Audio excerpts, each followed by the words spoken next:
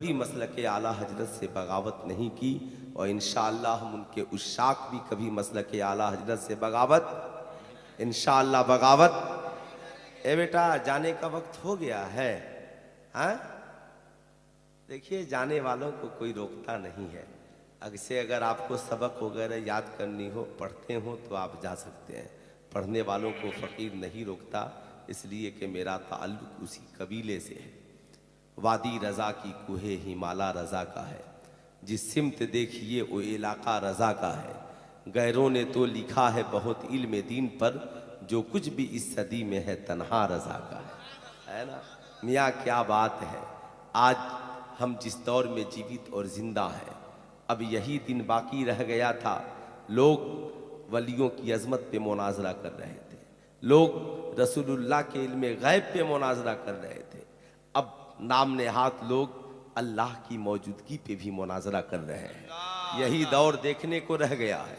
कितनी अफसोस की बात है कि आज का अक्लमंद पढ़ा लिखा नौजवान ये कहे, मियाँ बगैर बनाए एक कंप्यूटर नहीं बन पाता, बगैर बनाए एक घड़ी की सुई नहीं बन पाती, बगैर बनाए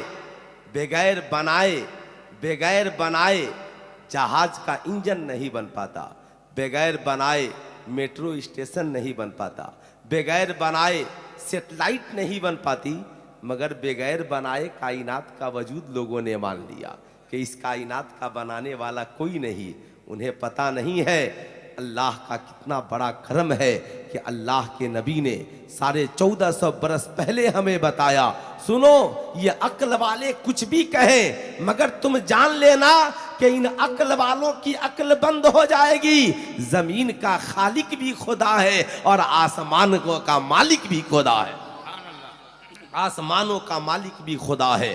हर जगह अक्ल का इस्तेमाल नहीं होता, इसलिए कि अक्ल भी मखलूक है। याद रखिएगा अक्ल खालिक नहीं है, अक्ल होती तो खुदा से न लड़ाई लेते, मालूम है ना। याद रखिएगा ये अक्ल वाले, मैं ये नहीं कहता अक्ल का इस्तेमाल न कीजिए। कुरान ने जगह जगह अक्ल के इस्तेमाल का हुक्म दिया। कुरान कहता है अफला यतदब्बरूनल कुरान, ऐ कुरान रखने वालों कुरान में गौर व फिक्र क्यों नहीं करते हो। यतफक्करून फिक्र करो, यतदब्बरून गौर करो, मगर ये फिक्र अच्छाई के तरफ ले जाए तो हमारे लिए सवाब ही सवाब है, अच्छाई ही अच्छाई है। अक्ल का इस्तेमाल अच्छाई के लिए कीजिए, अक्ल का इस्तेमाल बेहतरी के लिए कीजिए, अक्ल का इस्तेमाल खुदा की मारिफत के लिए कीजिए, अक्ल का इस्तेमाल रसूलुल्लाह की मोहब्बत के लिए कीजिए, अक्ल का इस्तेमाल अल्लाह तक रसाई के लिए कीजिए। मगर हम जिस दौर में जी रहे हैं, अजीब अजीब लोग अक्ल का इस्तेमाल कर रहे हैं। मैं आपसे पूछना चाहता हूँ, अक्ल है, डॉक्टर इकबाल का एक शेर है, बेखतर कूद पड़ा आतिशे नमरूद में इश्क, अक्ल है महवे तमाशाए लबे बाम भी। मियाँ याद रखिएगा ये कौन इब्राहिम है, वो इब्राहिम जिनके नाम पर इत्तेहाद की डोनाल्ड ट्रंप बातें कर रहा है। ये कौन है हज़रत इब्राहिम जिनके नाम पर यहूद व नसारा आज पूरी दुनिया के अरब ममालिक को मिलाकर इत्तेहाद की बातें कर रहे हैं। माज़ल्लाह, मगर कुरान कहता है, याद रखना हजरत इब्राहिम ना तो यहूदी है ना तो नसरानी है, बल्कि वो एक मुआहिद मुसलमान है।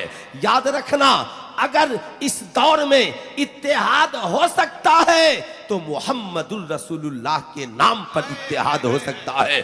आपको मैं याद दिलाना चाहूंगा, डोनाल्ड ट्रंप हो या पूरी दुनिया की साहब इस ज़हनियत के लोग जो आज मुसलमानों को रसूलुल्लाह से दूर करके हजरत इब्राहिम के नाम पर पूरी दुनिया में नया प्लेटफार्म बनाना चाहते हैं, ये मेराज उन्हीं के लिए है। मेराज में पढ़ ले जिनके बारे में रब कहता है, सुबहानल्लज़ी असरा बिअब्दिही लैलम मिनल मस्जिदिल हराम इलल मस्जिदिल अक्सा।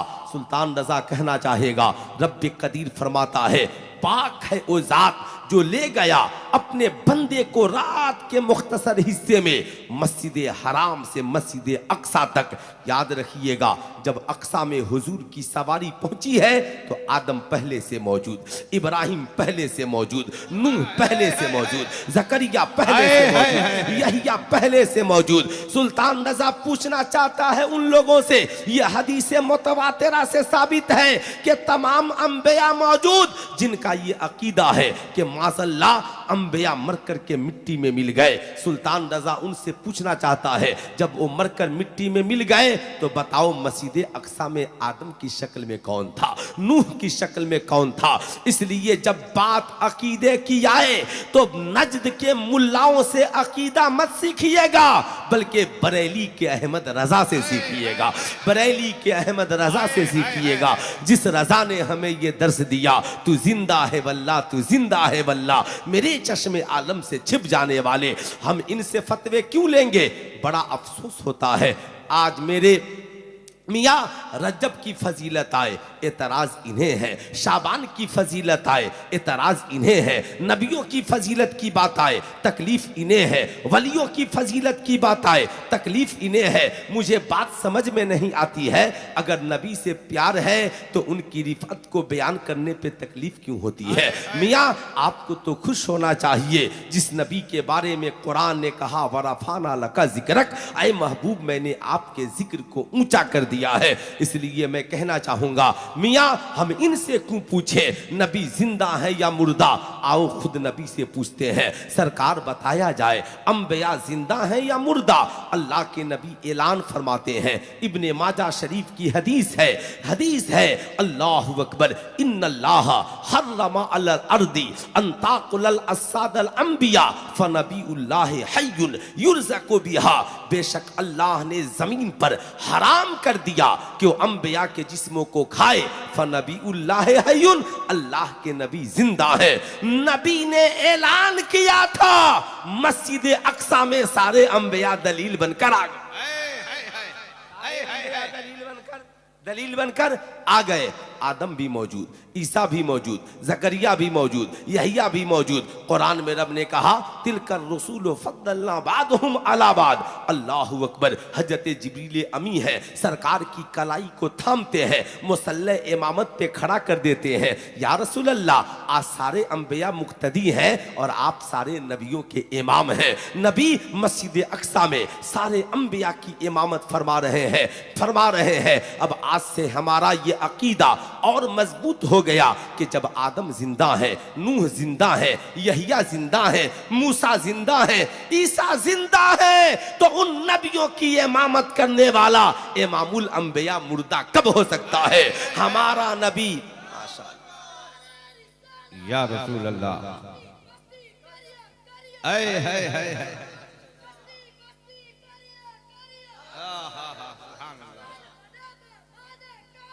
ताजु शरिया वाह वाह वाह।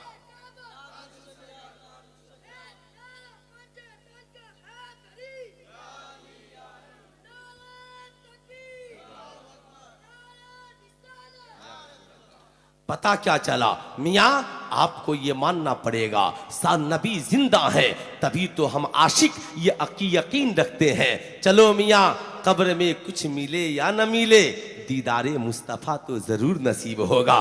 कितने लोग हैं जो कब्र में दीदारे मुस्तफ़ा करना चाहते हैं? जरा हाथ उठाएं तो सारे उशाक करना चाहते हैं। मेरे दोस्त, मेरी माँ बहनों, तुम भी करना चाहती हो, मगर सुल्तान रजा आपसे पूछना चाहता है, ईमानदारी से बताओ, हम नबी की बारगाह में हाजिर होना चाहते हैं, चेहरा हमारे पास कौन सा चेहरा है?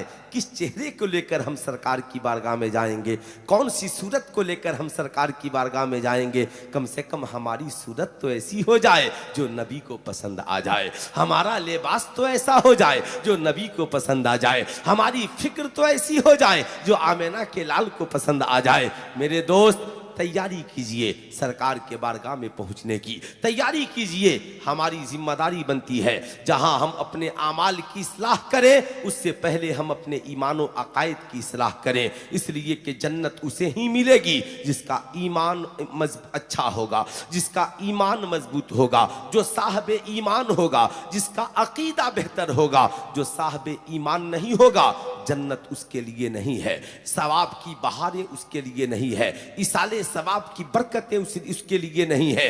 इसलिए मैं आपसे कहना चाहूँगा जहाँ आप अपनी औलादों को डॉक्टर बनाते हैं, इंजीनियर बनाते हैं, प्रोफेसर बनाते हैं, जहाँ अपनी बेटियों को पढ़ाते लिखाते हैं, वहीं अपनी औलादों को सबसे पहले साहब ईमान बनाइए, उन्हें अच्छा अकीदा दीजिए। क्या आपको ये गवारा होगा आप जन्नत में जाएं और आपका बेटा जहन्नम में चला जाए? क्या आपको ये गवारा होगा आप जन्नत में जाएं आपकी बीवी जहन्नम में चली जाए?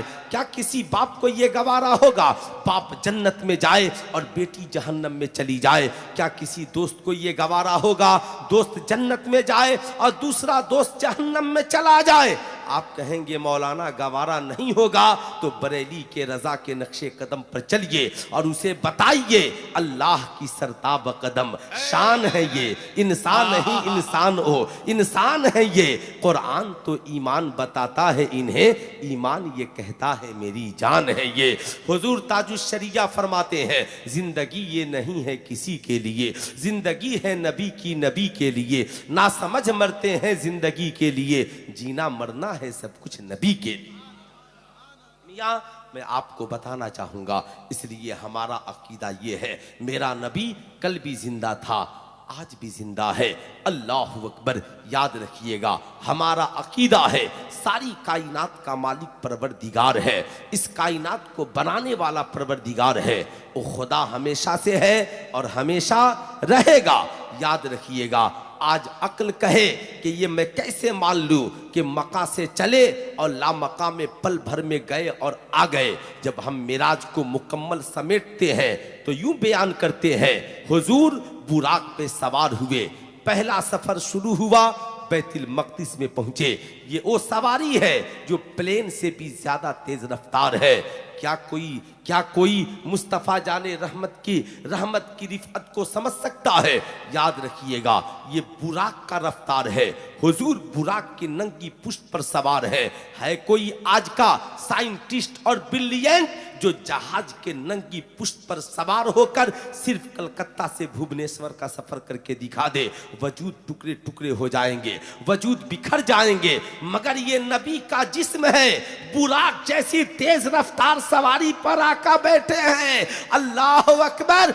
बैठे हैं और सरकार मदीना सल्लल्लाहु अलैहि वसल्लम हवारों को चीरते हुए हरम से चले हैं बैतुल मक़दिस पहुंच गए। सुभान अल्लाह सुभान अल्लाह। हद है उनके उरूज की बलगल उला बे कमाल ही। याद रखिएगा मियां, क्यों याद रखिएगा। अब मैं याद दिलाना चाहूंगा मेरे पास बहुत सारी जिम्मेदारियां हैं, वरना कभी कभी तो तबीयत करती है मैं भी नौकाती लंबी तकरीर करूं, आप सुने। याद रखिएगा अल्लाह के नबी ने हजरत मूसा को देखा, हजरत मूसा कब्र में नमाज पढ़ रहे हैं, लेकिन हुजूर ने नमाज पढ़ते भी देखा। अब मौलाना अशरफुल कादरी साहब प्लेन में सवार हो जाएं, विंडो खिड़की पे बैठा दिया जाए और कहा जाए कि पटना से लेकर भुवनेश्वर तक के सफर में आपने जहाज के खिड़की के पास बैठकर बताइए जब आपकी सवारी वहां से चली झारखंड भी आया होगा, कोडरमा में आपने क्या देखा, गिरिडीह में आपने क्या देखा, रांची में आपने क्या देखा। कहेंगे मौलाना प्लेन पे बैठकर हम क्या देख सकते हैं, मगर ये हुजूर की निगाहे करम है, प्लेन से भी ज्यादा तेज रफ्तार सवारी बुराक पे बैठे हैं। आका बता रहे हैं मूसा कब्र में नमाज पढ़ रहे हैं, फलां ये काम कर रहे हैं, सुभान अल्लाह सुभान अल्लाह काम कर रही है, फलां की सवारी जा रही है, फलां का काफिला आ रहा है। मियां ये निगाहे मुस्तफा का कमाल है, तभी तो बरेली के रजा पुकार उठे और कोई गैब क्या तुमसे नेहा हो भला, जब न खुदा ही छिपा तुम पे करोड़ों दुरूद। सुभान अल्लाह। हमारे अल्लाह का कितना बड़ा करम है कि हम उनकी नजर में रहते हैं, हम उनकी नजर में रहते हैं। अल्लाह अकबर। हुजूर तशरीफ ले आए। अब साहब एक तरफ तो हुजूर ने हजरत मूसा को कब्र में नमाज पढ़ते देखा। और जब मस्जिद अक्सा में पहुंचे तो हजरत मूसा यहाँ भी मौजूद है। अब आप कहेंगे मौलाना हजरत मूसा की रफ्तार ज्यादा है या हुजूर की रफ्तार ज्यादा है? आपको मानना पड़ेगा मियाँ मुस्तफ़ा करीम जब मस्जिद हराम से मस्जिद अक्सा चले तो अपनी रफ्तार से नहीं बल्कि बुराक की रफ्तार से चले हैं। और हजरत मूसा अपनी कब्र से मस्जिद अक्सा से चले तो बुराक की रफ्तार से नहीं नबूवत की रफ्तार से चले। नबूवत की रफ्तार बुराक की रफ्तार से ज्यादा तेज है। तो जब मुक्तदी के नबूवत की रफ्तार का यह आलम है तो मुस्तफा जाने रहमत के रफ्तारे नबूवत नाराए तकबीर, नाराए रिसालत, मसलके आला हजरत फैजाने हुजूर मुजाहिदे मिल्लत गौसे आजम कॉन्फ्रेंस मदरसा गौसिया हबीबिया काट सिंहपुर का सुन्नी मुसलमान। यही वजह है पूरी दुनिया में मुर्दे कब्र में दफन होते हैं और जहां सवाल किया जाता है हुजूर वहीं होते हैं। तभी तो बरेली के रजा ने कहा सबसे आला व औला हमारा नबी, सबसे बाला व आला हमारा नबी, सारे ऊंचों से ऊंचा समझिए जिसे है उन ऊंचों से ऊंचा हमारा नबी। अल्लाह अकबर। अब जब मस्जिद अक्सा में सरकार ने इमामत फरमाई, अब याद रखिएगा सरकार की ताजीम में सारे अंबिया खड़े हैं, मगर आइए जरा नबी की एक सीरत की झलक देखते हैं। जिस नबी की ताजीम में हजरत आदम खड़े हैं, हजरत मूसा खड़े हैं, हजरत जकरिया खड़े हैं, हजरत यहया खड़े हैं। ऐ मेरी कौम का नौजवान, वही नबी है। मस्जिद नबवी शरीफ में तशरीफ फरमा है। सरकार की दूध पिलाने वाली माँ सैयदा दाई हलीमा चली आ रही है। सरकार की नजर पड़ी है, सरकार देखते हैं मेरी दूध पिलाने वाली माँ आ रही है। तो जिस नबी की ताजीम में सारे अंबिया खड़े हैं वो नबी अपनी दूध पिलाने वाली माँ की मोहब्बत में खड़े हो जाते हैं। सहाबा अर्ज गुजार होते हैं हुजूर ये कौन सी मुकद्दस खातून है जिनकी ताजीम के लिए पैगंबरों का पैगंबर खड़ा है, रसूलों का रसूल खड़ा है, नबियों का ताजेदार खड़ा है। सरकार मुस्कुराते हैं, फरमाते हैं मेरे सहाबा ये मेरी दूध पिलाने वाली माँ सैयदा दाई हलीमा है जिनकी मोहब्बत में तेरा पैगंबर खड़ा है। सुल्तान रजा आज अपनी कौम के शहजादों से कहना चाहेगा, बताओ नबी के दीवानों, नबी की नात पे मचलने वालों, नबी के नाम पे जान की कुर्बानी देने की बातें करने वालों, बताओ तुम नबी की सुन्नत को अपनी जिंदगी में जगह दोगे कि नहीं दोगे? आज हम में कितने नौजवान हैं जो अपनी माँ की मोहब्बत में खड़े होते हैं? कितने नौजवान हैं जो अपने बूढ़े वालिद की ताजीम के लिए खड़े होते हैं? क्या हम में का कोई नौजवान है जब अपनी माँ को देखे तो खड़ा हो जाए? क्या हम में का कोई नौजवान है जो अपने बूढ़े बाप को देखकर खड़ा हो जाए? आज हम कहते हैं मियाँ कि आज हमारी जिंदगी में रहमतें नहीं है, बरकतें नहीं है। सुल्तान रजा कहना चाहेगा आज हमारी नई नस्ल के नौजवान, इन्हें कान के में बाली पहनने से फुर्सत कहाँ है, इन्हें तो साहब मोबाइल चलाने से फुर्सत कहाँ है, इन्हें अदब सीखने के लिए फुर्सत कहाँ है? ऐ मेरी कौम का नौजवान याद रखना, बड़ी बड़ी अजमतें जो इंसान मेहनत करके हासिल नहीं कर सकता, पढ़कर हासिल नहीं कर सकता, इंशाअल्लाह माँ बाप की दुआओं से वो नेमतें मिल जाया करती हैं, माँ बाप की दुआओं की बरकतों से वो नेमतें मिल जाया करती हैं। ऐ मेरी कौम का नौजवान, तू चाहता है तेरी जिंदगी में तरक्की हो, तेरी जिंदगी में उरूज आए, तो आज ये अहद करके जा कि आज के बाद घर जाना, तेरे बगल में तेरी बीवी बैठी हो, तेरे बच्चे बैठे हो और बूढ़ी माँ सामने आ जाए, वालिदे गिरामी सामने आ जाए, फौरन ताजीम के लिए खड़े हो जाना। तेरी बीवी और बच्चे तुझसे पूछेंगे क्या बात है, कल तक माँ की इतनी ताजीम नहीं करते थे, आज माँ से इतनी मोहब्बत करने लगे हो। कहना पगली कल तक नहीं जानते थे, आज हमने जान लिया कि जिस नबी की ताजीम के लिए सारे अंबिया खड़े हैं वो नबी अपनी दूध पिलाने वाली माँ की मोहब्बत में खड़े हैं, माँ की मोहब्बत में खड़े हैं। नबी तो दूध पिलाने वाली माँ के लिए खड़े हैं, मैं तो उस माँ के लिए खड़ा हूँ जिसने सिर्फ दूध ही नहीं पिलाया, 9 माह पेट में खूने जिगर पिलाया है। नौजवान तू दोस्तों की महफिल में बैठा है, तेरा बूढ़ा बाप सामने आ जाए, तेरे कारोबारी दोस्त बैठे हैं, फौरन अदब से खड़े हो जाना। तुम तेरा बहुत बड़ा कारोबार है, तेरे सारे वर्कर मौजूद हैं, वालिद आ जाए ना, खड़े हो जाना। तेरे अगल बगल वाले देखेंगे मेरा बॉस क्यों खड़ा हो गया, कहेगा मेरे वालिद आ रहे हैं। जानते हो तेरी एक इज्जत सारे वर्करों की निगाहों में तेरी बाप की इज्जत को बढ़ा देगा, और जो बाप की इज्जत करेगा अल्लाह उसकी इज्जत को दुनिया में भी बढ़ा देगा और आखिरत में भी इज्जत में इजाफा फरमा देगा। मगर आज बड़ा अफसोस होता है जब हमारी कौम का नौजवान बूढ़ी माँ को भूल जाता है, बूढ़े बाप को भूल जाता है। दौरे जदीद की पढ़ी लिखी इंटेलिजेंट बहुओं को भी सुकून उसी वक्त मिलता है जब उसकी सास उससे अलग हो जाए, जब उसका ससुर उससे अलग हो जाए। आज इस दौर की पास पढ़ी लिखी जाहिल बहुए तो ये कहने से नहीं रुकती हैं कि अगर मेरा शौहर नहीं कमाता तो मेरे ससुर का क्या होता, मेरी सास का क्या होता। अरे पगली, तूने नहीं देखा न जाने कितने नौजवान शराबी हो गए, कितने नौजवान जुआरी हो गए, कितने नौजवान अपराधी हो गए, कितने नौजवान बदकिरदार हो गए। खुदा का कितना बड़ा करम है कि तेरे सास ससुर ने तेरे शौहर की अच्छी तालीम और तरबियत का इंतजाम किया और उन्होंने पढ़ा लिखा कर तेरे शौहर को कामयाब बना दिया। सुन, आज तेरा जो शौहर चमक रहा है, आज जो तेरा शौहर चहक रहा है, ये हकीकत में तेरी सास की मेहनतों का नतीजा है, तेरे ससुर की मेहनतों का नतीजा है। याद रखना ऐ मेरी कौम के शहजादों, कभी कभी इंसान उस मंजिल को पा लेता है माँ बाप की दुआओं की बरकतों से जो इंसान मेहनतों से हासिल नहीं कर पाता। क्या आप अभी शाबानुल मुअज्जम का महीना एक दिन बाद शुरू होने वाला है, पूरी दुनिया हजरत अवैस करनी के याद में गुम हो जाती है। मैं याद दिलाना चाहूंगा, आप कहते हो फैजान जारी नहीं होता, हमें लुत्फ नहीं मिलता, हमें सुकून नहीं मिलता, हमें करार नहीं मिलता। मैं कहता हूं माँ से दुआएं लेनी शुरू कर दो, दिल को करार मिलेगा, जिंदगी में कामयाबी मिलेगी। अपने वालिद बुजुर्गवार से दुआएं कराओ, तेरी जिंदगी में बड़ा सुकून मिलेगा, बड़ा लुत्फ आएगा। हजरत अवैस करनी बज़ाहिर नबी से मिल न सके, बड़ी मोहब्बत थी, मजबूरी क्या थी मियाँ? क्या कोई इंसान सहाबी के रुतबे को पहुंच सकता है? मियाँ याद रखिएगा, साहे लाख गौस कुतुब खाजा अब्दाल हो मगर कोई वली सहाबी के रुतबे को नहीं पहुंच सकता है। हजरत अवैस करनी सरकार की जाहिरी जिंदगी में मौजूद है मगर माँ की खिदमत ने उन्हें सरकार की बारगाह में हाजिर न होने दिया।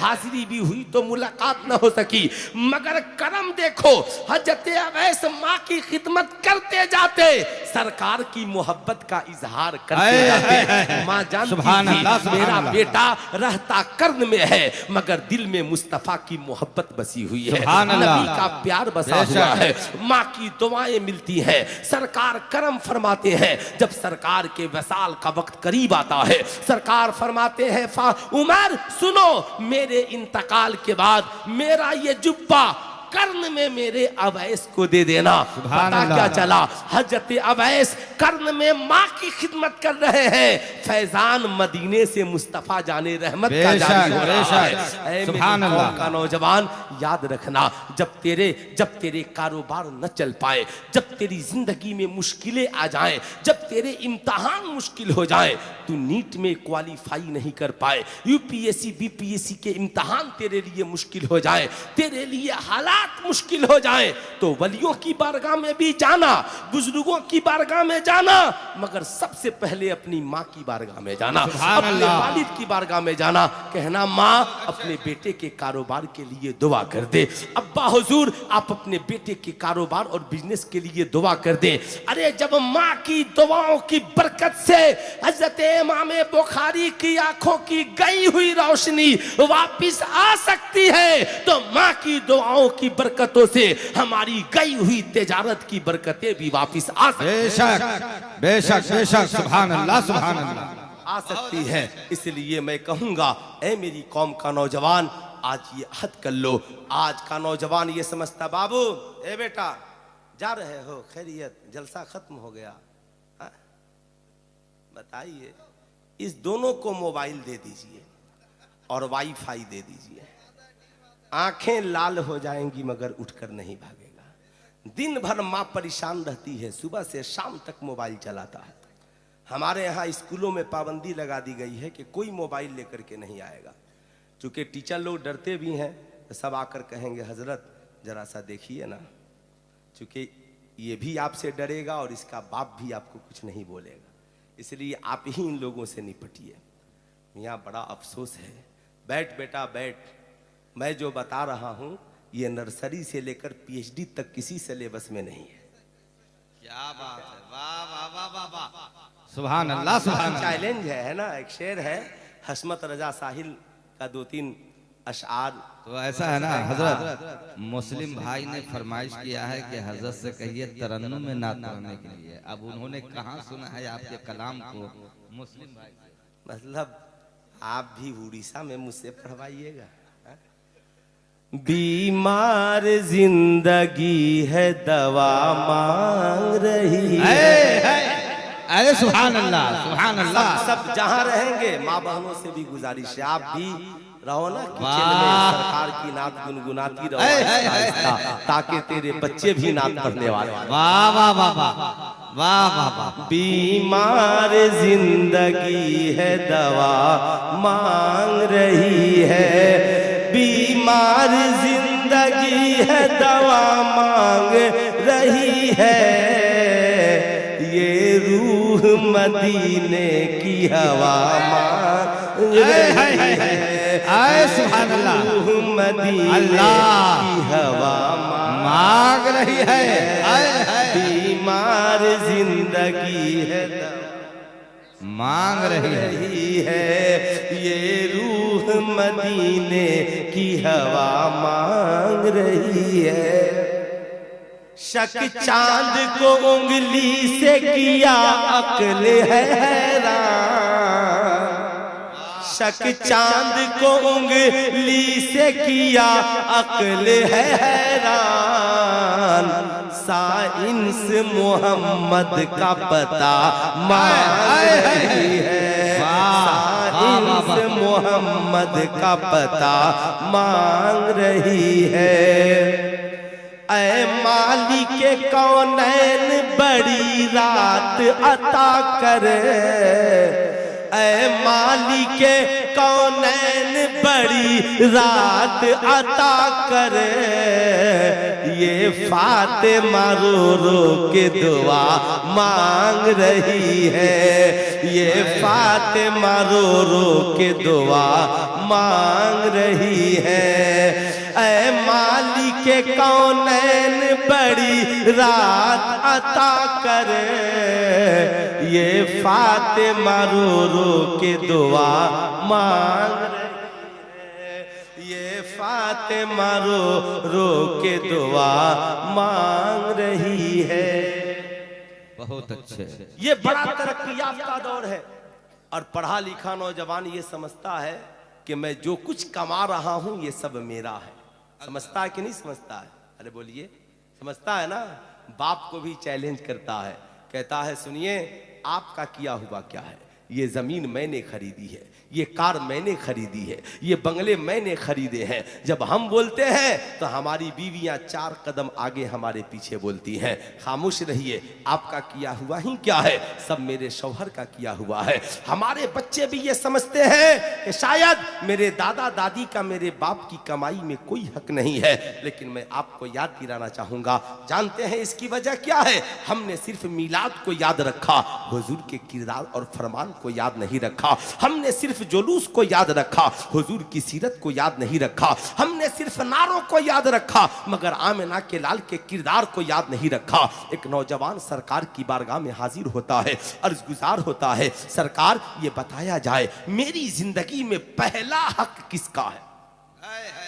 पहला हक किसका है? जानते हैं? पाकिस्तान का एक जाहिल मौलवी है, नाम है तारिक मसूद। हाँ, क्यों जाहिल बोला मैंने?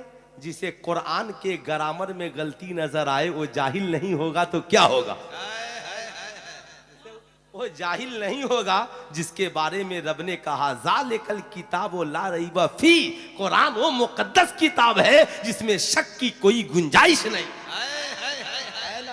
लेकिन ये तो जितने बदअकीदे हैं, मेराज में इन्हें शक है, नबी के इल्मे गैब में इन्हें शक है, सरकार की अजमत में इन्हें शक है, वलियों के पावर में इन्हें शक है। तभी तो शेखुल इस्लाम सैयद मदनी मियाँ ने कहा, यकीन वाले कहाँ से चले कहाँ पहुंचे, जो अहले शक हैं अगर में मगर में रहते।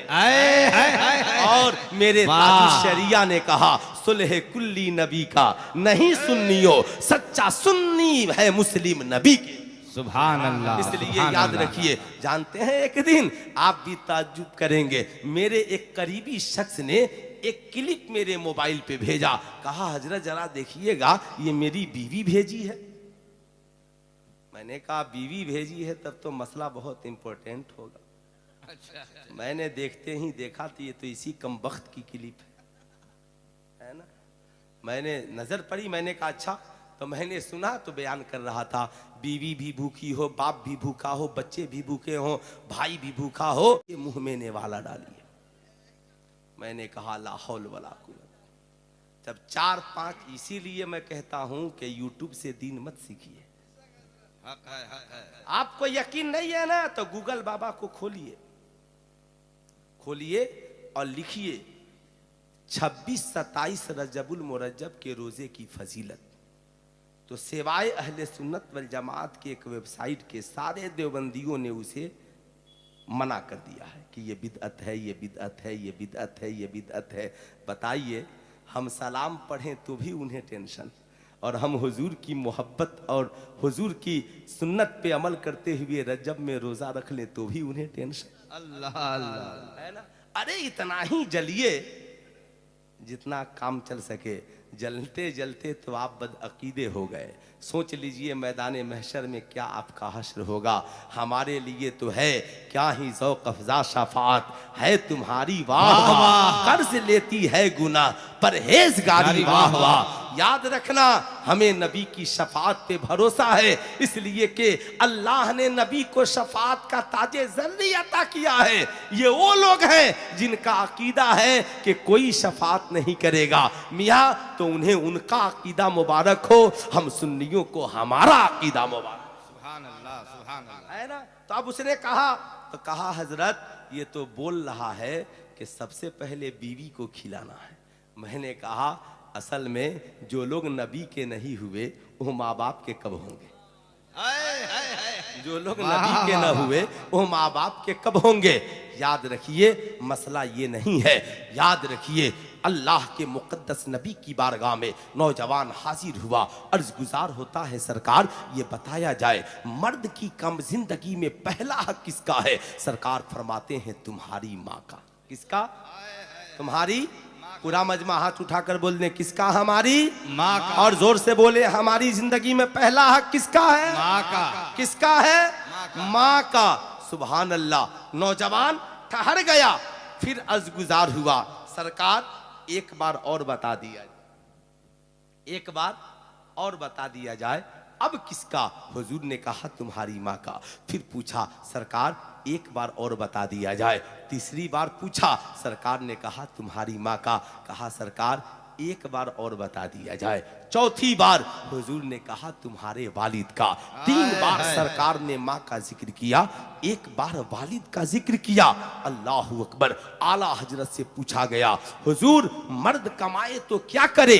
बरेली के रजा जवाब देते हैं, 100 रुपए कमाए तो 75 माँ को दे दे, 25 वालिद को दे दे, यानी बाप को दे दे। इसलिए कि हुजूर ने 3 बार माँ का जिक्र किया है और 1 बार बाप का जिक्र किया है। पूछा गया आला हजरत से, हुजूर माँ का रुतबा बड़ा है या बाप का रुतबा? आला हजरत फरमाते हैं, मोहब्बत माँ से ज्यादा करो और अदब बाप का ज्यादा करो, इसलिए कि बाप तेरा भी हाकिम है, तुम्हारी माँ का भी हाकिम है। ऐ नौजवान, आज के इस जलसे से आज से इस जलसे से ये इरादा करके जाओ, आज के बाद कमाना बेशक बीवी का हक है, बेशक बच्चों का हक है, मगर हमारी कमाई में पहला हक हमारी माँ का है, दूसरा हक हमारे वालिद का है, फिर बीवी बच्चों का है, फिर भाई बहन का है। मैं ये नहीं कहता, लेकिन याद रखना, माँ को छोड़कर सिर्फ बीवी को राजी करना ये इंसाफ नहीं है। वालिद को छोड़कर भी सिर्फ बच्चों पे जान देना ये साहब इंसाफ नहीं है। अपने बीवी बच्चों को छोड़कर दोस्तों के साथ महफिले जमाना ये साहब इंसाफ नहीं है। इंसाफ का तकाजा ये है कि आज के बाद कमाएंगे तो कमाई का पहला निवाला अपनी माँ को खिलाएंगे, ताकि माँ की दुआओं के बरकत से हम भी खुशहाल हो जाए, हमारा घर और घराना भी खुशहाल हो जाए। सुभान अल्लाह, सुभान कितने अल्लाह। नौजवान बहुत हैं अच्छे। जो आज के बाद कमाएंगे तो अपनी माँ की खिदमत करेंगे? जरा हाथ उठाएं तो कितने नौजवान हैं? सब कमाएंगे तो माँ की खिदमत करेंगे ना? देखो तुम्हारी माएँ भी देख रही हैं।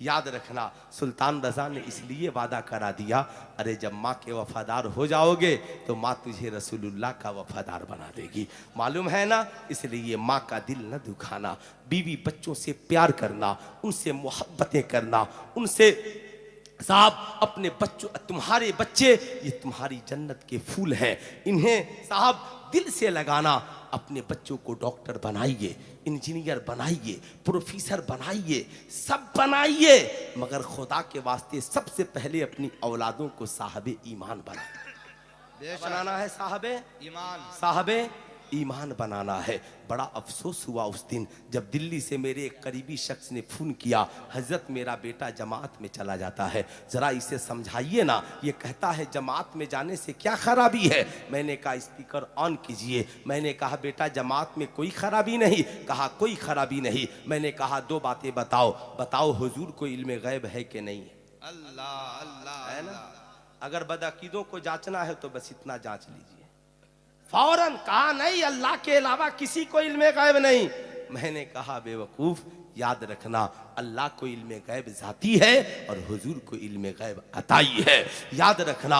मैंने कहा बताओ वसीला के बारे में क्या ख्याल है? कहा वसीला शिर्क है। मैंने कहा यही तो बात है, कुरान में रब फरमाता है या अय्युहल्लज़ीना आमनुत्तकुल्लाह वब्तगू इलैहिल वसीला, ऐ ईमान वालो अल्लाह से डरो और खुदा की जानिब वसीला तलाश करो। मालूम है हजरत अल्लाह के मुकद्दस नबी, मेराज की शब है, मेराज की रात है, आका जन्नत की सैर कर रहे हैं।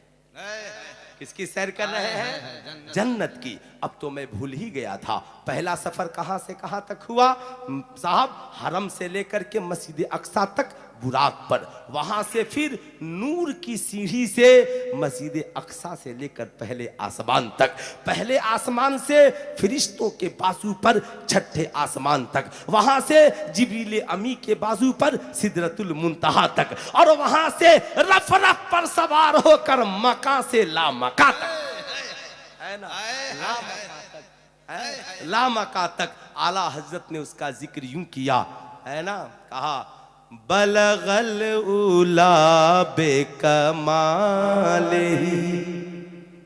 कशफा दुजा बेजमालिही हसनत जमीओ खिसालिही सल्लू अलैहि व आलिही बलगल उला बेकमालिही वही लामका के मकी हुए सर अर्श तख्त नशी हुए, ये नबी हैं जिनके हैं ये मकान, वो खुदा है जिसे का मकान नहीं, ये नबी है जिनके हैं ये मकान। हुजूर मका से चले, कहां गए? ला मका, है ना? ला मका गए। अल्लाह अकबर। रब ने बुलाया, कुर्बे खास में बुलाया, जिब्रील भी नहीं।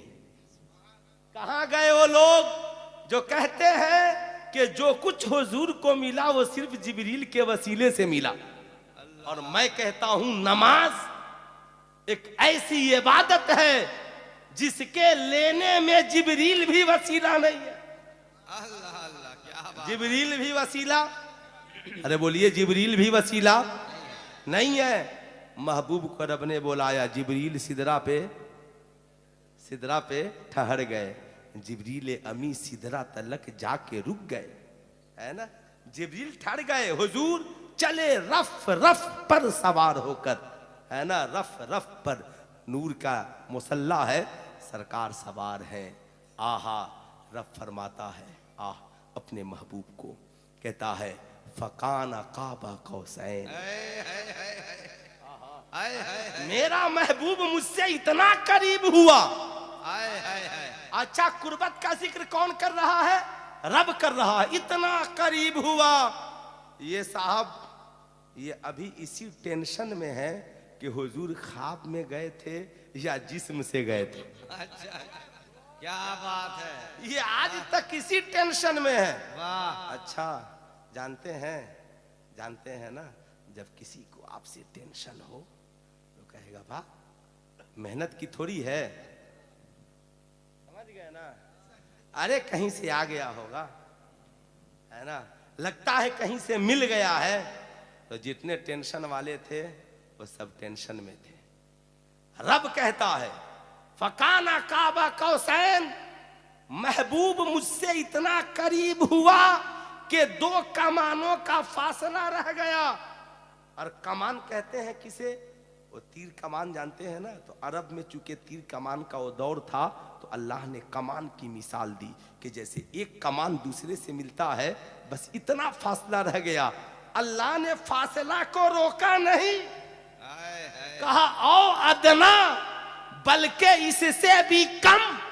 अल्लाह, वाह वाह वाह वाह। जब दो कमान आपस में टकराएं और फिर हो जाएं कम, तो हम सुन्नियों का ये यकीन कहने लगा, महबूब मुहिब से की दूरी इस कदर हुई कम कि नूर नूर में हो गया जम। सुभान अल्लाह। बरेली के रजा ने इसका जिक्र यूं किया, उन्हीं के जलवे, है ना, उन्हीं से मिलने, उसी के जलवे, उसी से मिलने, उसी से उसकी तरफ गए, उसी से उसकी तरफ गए थे। मेरे दोस्त, रब ने बुलाया, महबूब अर्ज गुजार हुए, ऐ मालिक मौला, अत्तहियातु लिल्लाहि वस्सलवातु वत्तय्यिबात। मालिक मौला, तहियात तेरे लिए है, इबादत तेरे लिए है, पाकी तेरे लिए है। रब फरमाता है, अस्सलामु अलैका अय्युहन नबी, ऐ महबूब तो सलाम तेरे लिए, ऐ नबी सलाम तेरे लिए है। अब आप ईमानदारी से बताएं, इधर से नमाज का तोहफा, इधर से सलात का तोहफा, इधर से तय्यबात का तोहफा और उधर से सलाम का तोहफा, आज पूरी दुनिया में बताओ। रब ने कहा, अस्सलामु अलैका अय्युहन नबी, ऐ नबी आप पर सलाम हो।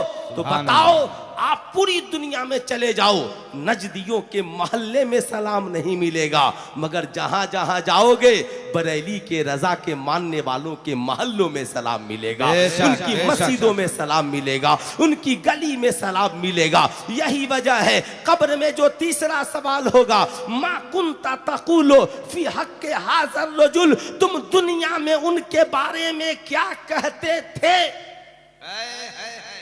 क्या बात है। ये नहीं कहा जाएगा क्या कहते हो।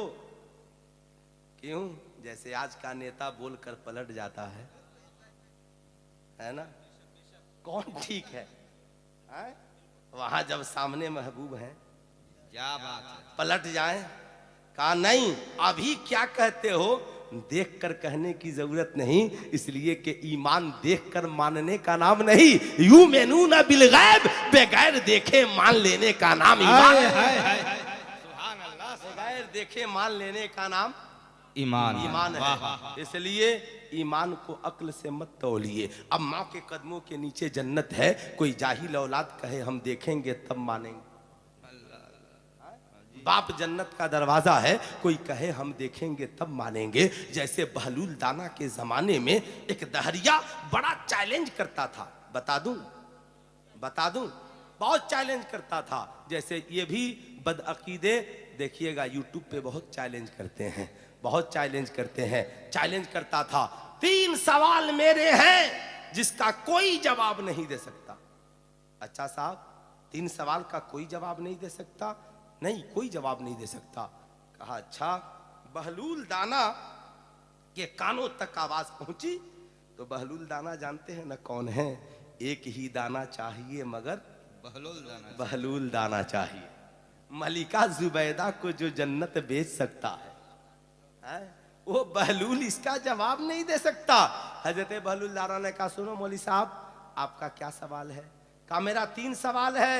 बहलूल कोई जवाब नहीं दे पाया और ये तेरे बस की बात नहीं। कहा अच्छा बताओ सवाल क्या है? कहा पहला सवाल ये है कि खुदा है तो दिखता क्यों नहीं? कहा ठीक। दूसरा? कहा दूसरा सवाल ये है जब गुनाह नफ्स और शैतान के तरफ से है तो इंसान को सजा क्यों है? क्या बात है। तीसरा सवाल ये है जहन्नम में आग है और जिन्नात और शयातीन भी आग से बने हैं, तो आग को आग की सजा क्यों है? आग को आग, क्या आग को आग जला सकती है? हजरत बहलूल दाना ने, चूंकि वो बागीचे में रहते थे ना, मिट्टी का मजबूत ढेला उठाया और दहरिया के सर पर जोर से मारा। खून बहना शुरू हो गया, चोट से बिलबिला उठा और काजी ये वक्त की बारगाह में गया। कहा काजी साहब मेरा मुकद्दमा लिखिए। कहा क्या हुआ? कहा बहलूल दाना ने मुझे मिट्टी के ढेले से मारा है, चोट लगी है, ब्लड बहा है, आप कहते हैं क्या हुआ? बड़ी तकलीफ हुई है। कहा देखो बहलूल तो खुद दीवाना है, उस पे मुकद्दमा क्या चलेगा?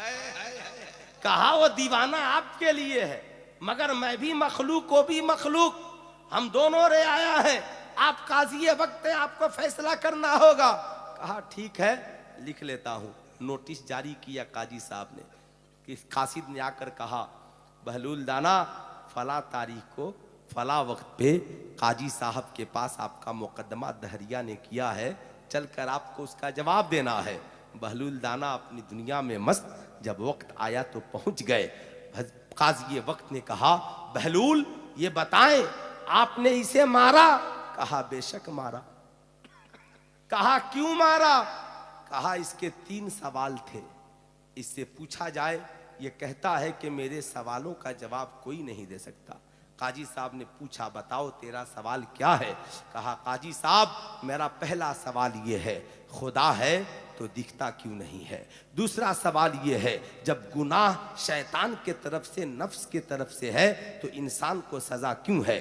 तीसरा सवाल ये है जब जिन्नात और शयातीन आग से बने हैं तो फिर उन्हें जहन्नम की आग में डालने से क्या फायदा है? क्या आग को आग जला सकती है? तब काजी ने कहा सवाल हो गया, आपका जवाब क्या था? कहा काजी साहब इसके 3 सवाल का एक ही जवाब, वही मिट्टी का ढेला था जिसे मैंने इसके सर पे मार दिया। मार दिया। दहरिया बिलबिला उठा।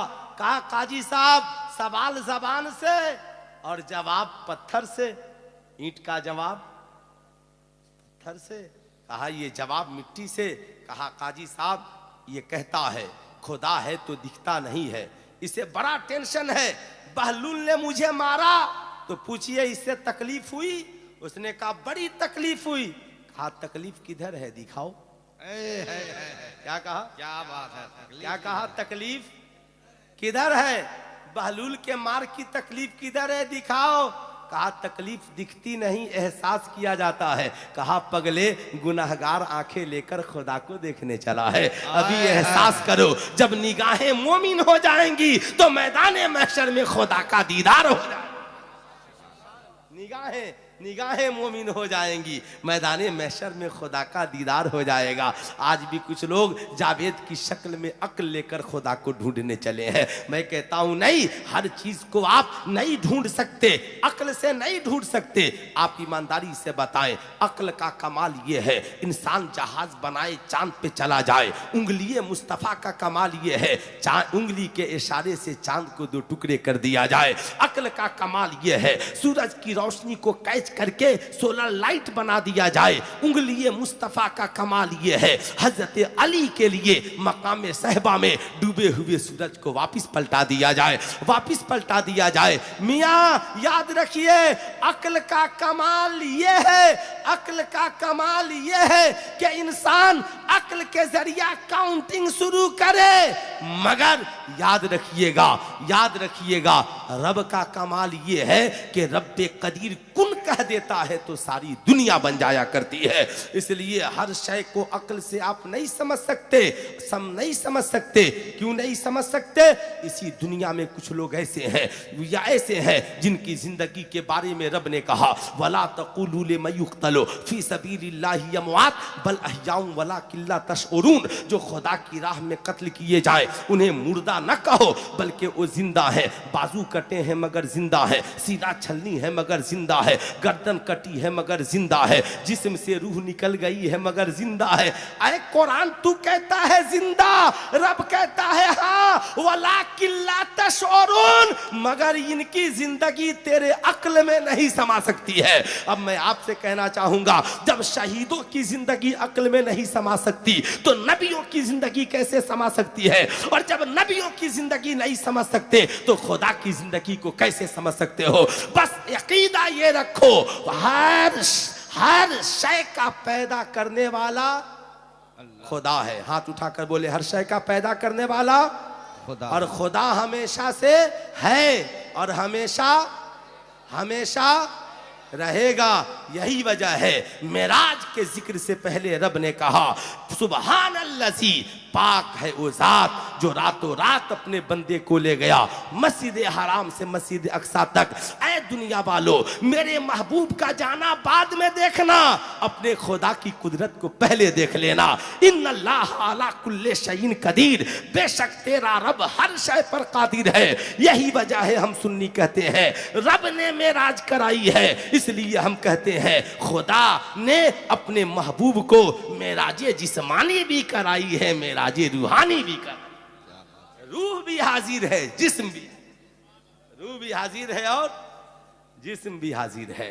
बताओ नूर से हायल कहीं दीवार होती है, नजर शीशे पे पड़ती है तो फौरन।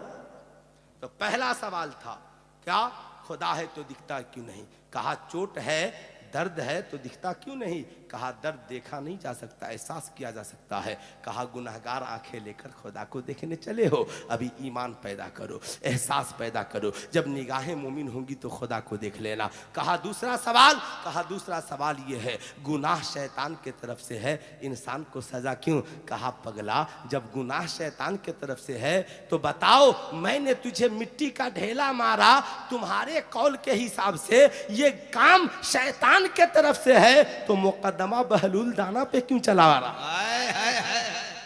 मुकद्दमा बहलूल दाना पे क्यों चलवा रहा है? कहा बहलूल ढेला तूने मारा है। कहा पगला, तो जो गुनाह करेगा सजा उसी को तो मिलेगी। इन बतश रब्बी का शदीद, तेरे मौला की पकड़ बहुत सख्त है। कहा तीसरा सवाल ये है कि जब आग जिन्नात आग से है तो फिर उस आग को आग में डालने का क्या फायदा? कहा बता तू किस चीज से पैदा हुआ है? कहा मिट्टी से। कहा मैंने तुझे किस चीज से मारा है? कहा मिट्टी से। कहा जब मिट्टी से मिट्टी को तकलीफ हो सकती है तो आग से भी आग को तकलीफ हो सकती है। आग से यही वजह है दीवाने की नजरों को जहां देख रहा है, दीवाना खुदा जाने कहां देख रहा। बहुत दीवाना खुदा जाने कहां देख रहा है। मेरे दोस्त, अब मैं आपको याद दिलाना चाहूंगा ये वो नबी हैं जब तशरीफ ला रहे हैं। अल्लाहु अकबर। दुनिया के सबसे कामयाब इंसान का नाम मोहम्मदुर रसूलुल्लाह सल्लल्लाहु अलैहि वसल्लम है। आप कहेंगे मौलाना वो कैसे? सारी दुनिया के कामयाब लोगों को इस दौर में जमा कीजिए तो नासा में मिलेंगे, और नासा के लोगों की तरक्की को जमा कीजिए तो चांद पे मिलेंगे, और जो चांद से भी ऊपर परवाज करे वो मदीने में गुंबदे खजरा में मिलेंगे। हाय हाय हाय, सुभान अल्लाह, मदीने में गुंबदे खजरा में मिलेंगे। अल्लाह अकबर। हुजूर कोई हद है उनके उरूज की? बलगल उला, पूरा मजमा हाथ उठाकर बोलिए बलगल उला, और जोर से बोलिए बलगल उला, बलगल उला बेकमाल ही। अल्लाह अकबर। हुजूर जो अल्लाह अकबर, ये हुजूर है न जिनके इखलाक का जवाब है, न जिनके किरदार का जवाब है, न जिनके गुफ्तार का जवाब है, न जिनके रफ्तार का जवाब है। अल्लाह अकबर। मैं तो कहता हूँ दुनिया में कोई अगर महबूब ढूंढना चाहता हो तो मेरे नबी को महबूब बनाए। कोई अगर हसीन देखना चाहता हो तो नबी को देखे। कोई अगर इखलाक देखना चाहता हो तो नबी के इखलाक को देखे। कोई अगर प्यार देखना चाहता हो तो आमिना के लाल के प्यार को देखे। मैं कहता हूं ना, याद रखिए मियां एक नबी है मगर सबके दर्द का इलाज उस नबी के पास है। इसलिए जिंदगी में वक्त निकालकर कभी नबी को पढ़िए, नारा भी लगाइए, मगर सिर्फ नारा से काम नहीं चलेगा। जरा नबी की सीरत को पढ़िए भी, नबी के इखलाक को पढ़िए भी, नबी के किरदार को पढ़िए भी। मैं ये अर्ज कर रहा था, ऐ नौजवानों बताओ जो सबसे बाकमाल नबी हैं, अल्लाह अकबर, इमामुल अंबिया है, अल्लाह ने जब उन्हें आसमान से जमीन पर भेजा तो आप बताओ अल्लाह ने नबी का साथी किसे बनाकर भेजा? क्या किसी इंसान को बनाकर भेजा? क्या किसी फरिश्ते को बना करके भेजा? नहीं नहीं, अल्लाह ने किसी इंसान और फरिश्ते को नबी का साथी बनाकर नहीं भेजा। ऐ कुरान तू बता, कुरान कहता है कद जाअकुम मिनल्लाहि नूरुम व किताबुम मुबीन, तहकीक के आ गया तुम्हारी जानिब अल्लाह की तरफ से नूर और एक रोशन किताब। नूर से मुराद मुस्तफा जाने रहमत है और किताब से मुराद कुरान अजीम है। यानी अल्लाह ने नबी का साथी जिसे बनाया वो इंसान और फरिश्ते को नहीं, किताब को बनाया है। किसे बनाया? पूरा मजमा हाथ उठाकर बोल दे, किसे बनाया? किताब को बनाया। यानी नबी का साथी किताब है। अब सुल्तान रजा छोटे छोटे बच्चों को याद दिलाना चाहेगा, ऐ मेरी कौम का नौजवान, अल्लाह ने अपने महबूब का साथी किताब को बनाया, मगर बड़ा अफसोस हम उस नबी के मानने वाले, किताब अलमीरे में है, किताब लाइब्रेरी में है, किताब घरों में है। आज हमारी नई नस्ल के नौजवान लड़के लड़कियों ने किताब को छोड़ दिया और मोबाइल से दोस्ती कर ली। आज छोटे छोटे बच्चे मोबाइल की दुनिया में हैरान है, जिन्हें किताब पढ़ने की उम्र है। छोटे छोटे बच्चों को चाहिए वो किताब का मुताला करें, वो साहब किताब पढ़ें, किताबों से लिखें। मगर आज हमारे छोटे छोटे बच्चे आप देखेंगे जिनकी उम्र किताबें पढ़ने की है वो गेम खेलने में लगे हैं। कोई मोटू पतलू देखने में हैरान है, कोई गेम खेलने में हैरान है। वो नौजवान जिनके मैट्रिक और इंटर का इम्तहान है, वो नौजवान मैट्रिक इंटर के इम्तहान की तैयारी के बजाय मोबाइल की दुनिया में उलझे हुए हैं। माज़अल्लाह बड़ा पुरफेतन दौर है। पढ़ने वाली लड़कियां जो इसलिए पढ़ने के लिए गई थी कि पढ़ करके हम बाकमाल बनेंगे, मगर उन्होंने व्हाट्सएप की वादी में अपनी इज्जत और आबरू का जनाजा निकाल करके रख दिया है। याद रखना, ये मोबाइल, जिस मोबाइल ने आज हमारे बच्चों के जहन को खराब कर दिया, ये वो मोबाइल जिस मोबाइल ने आज हमारी बेटियों के जहन और जिस जहनों को खराब कर दिया, आज ये वो मोबाइल जिसने आज हमारी तरक्की की राह में रुकावट पैदा कर दी। मैं ये नहीं कहना चाहता कि मोबाइल चलाना गुनाह है, लेकिन मैं ये जरूर कहना चाहूंगा मोबाइल जरूरत का साथी है, मोबाइल जिंदगी का साथी नहीं है। मोबाइल का मिसयूज मत कीजिए, मोबाइल का सही इस्तेमाल कीजिए। याद रखिएगा मोबाइल मिसल आईना के है, अगर आईने में पढ़ा लिखा नौजवान खड़ा होगा तो अफसर नजर आएगा और एक शराबी जुआरी खड़ा होगा तो मुजरिम नजर आएगा। याद रखिएगा मोबाइल चलाने वाले हैं मगर सबके नीयतें अलग अलग हैं। कुछ नौजवान मोबाइल लेकर बैठ गए, कोई गाना सुन रहा है, कोई मूवीज देख रहा है, कोई फिल्में देख रहा है, मगर वहीं पर एक नौजवान है जो मोबाइल लेकर बैठा है और ऑनलाइन यूपीएससी बीपीएससी की तैयारी कर रहा है, नीट की तैयारी कर रहा है। एक नौजवान कुरान पढ़ रहा है, कोई हदीस पढ़ रहा है, मोबाइल वही है। मैं कहना चाहूंगा मोबाइल का इस्तेमाल गलत नहीं है, बल्कि मोबाइल का मिसयूज गलत है, मोबाइल का गलत इस्तेमाल गलत है। ऐ मेरी कौम का नौजवान, मोबाइल इस्तेमाल करने की एक उम्र होनी चाहिए। आज ऑस्ट्रेलिया दुनिया का एक पढ़ा लिखा और तरक्की याफ्ता मुल्क माना जाता है। ऑस्ट्रेलिया में 1 साल से लेकर 16 साल के बच्चे और बच्चियों के मोबाइल चलाने पे पाबंदी लगा दी गई, मगर भारत में जब तक कोई बड़ा हादसा नहीं हो जाता तब तक यहाँ पे पाबंदी नहीं लगती है। मैं 1 साल से लेकर 16 साल तक के नौजवान लड़के और लड़कियों से कहूँगा, सुल्तान रजा आपसे विनती और निवेदन करेगा, अल्लाह ने आपके नबी का साथी, हमारे नबी का साथी किताब को बनाया। आपकी पहली जिम्मेदारी है कि आप अपनी जिंदगी में किताब को अपनी जिंदगी का साथी बनाएं, मोबाइल की दुनिया से अपने आप को बचाएं। और वरना याद रखिएगा, वो जमाना दूर नहीं है जब हर घर में एक इंसान डिप्रेशन का शिकार होगा, हर घर में बच्चे डिप्रेशन के शिकार होंगे। आज छोटे छोटे बच्चे कहते हैं मूड खराब हो गया है, छोटी छोटी बच्चियां कहती हैं सर में दर्द हो गया है, औरतें कहती हैं तबीयत नहीं लग रही है। ये मोबाइल की कारसानी का नतीजा है। आज नौजवानों की आंखों की नींदें खराब है। ऐ नौजवानों, मोबाइल का इस्तेमाल करो, मगर मोबाइल कॉलिंग के लिए है, जरूरी कॉल हो तो करो। मोबाइल जरूरी एसएमएस के लिए है, मोबाइल जरूरी डॉक्यूमेंट्स लेन देन के लिए है। ऑफलाइन महंगी किताबें हैं तो ऑनलाइन सस्ती किताबें ले लो, ऑफलाइन महंगे क्लासेज हैं तो ऑनलाइन सस्ते क्लासेज ले लो। मगर खुदारा भूल जाओ कि यूट्यूब भी मोबाइल पे है, इंस्टाग्राम भी मोबाइल पे है, भूल जाओ फेसबुक भी मोबाइल पर है। जब तक किताबों से मसाइल हल होते रहे, AI का इस्तेमाल न करना। जब तक किताबों से तुम्हारे सवाल के जवाब हल होते रहे, यूट्यूब का इस्तेमाल सहारा न लेना। जब तक किताबों से तुम जवाब तलाशते रहो, तब तक गूगल का सहारा न लेना।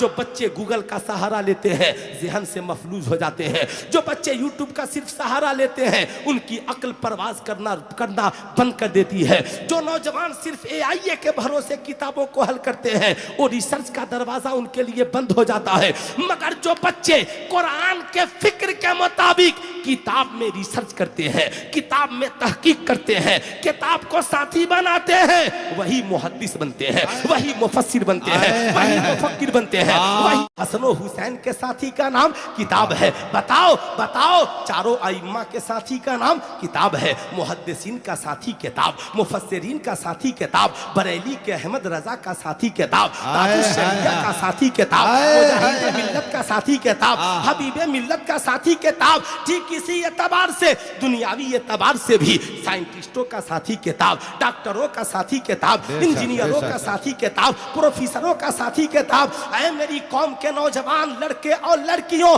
दुनिया एतबार से या दुनियावी एतबार से जितने लोगों ने कामयाबी का परचम लहराया है, सब ने अपने जिंदगी का साथी किताब को बनाया है। ऐ नौजवानों, आओ ये वादा करें, आज के बाद हम मोबाइल को जरूरत के लिए इस्तेमाल करेंगे और किताब से पक्की और सच्ची दोस्ती करेंगे। कितने नौजवान किताब से दोस्ती करेंगे? सिर्फ पढ़ने वाले नौजवान, पढ़ने वाले बच्चे हाथ उठाए। हम किससे दोस्ती करेंगे? किताब से। अरे जोर से बोलिए, किससे? किताब से। अच्छा है, पांचों को जगा दीजिए। अभी सैयद नईम साहब आएंगे ना, सब जग जाएगा, है ना? हे बाबू, हे बेटा, आहा जग जाओ। इतनी अच्छी मैंने तकरीर की यार, तुम लोग मिस कर दिए। मैं यकीन कहता हूं, यकीन से तावीज से भी वो फायदा नहीं हो। अल्लाह, है ना? याद रखना बेटा, जागो जागो। इसलिए हमें किससे दोस्ती करनी है? किताब से। पढ़ने वाले नौजवान सिर्फ बोल दे, किससे दोस्ती करनी है? किताब से। किताब से, है ना? हो गया ना मसला हल, है ना? देखिए, हाँ, अच्छा अच्छा अच्छा, देखिए अब हम झारखंडी बाबा हैं नहीं, है ना? कि जब कहिएगा तब शुरू हो जाएंगे, है ना? हाँ, क्योंकि हम लोग आलिम हैं।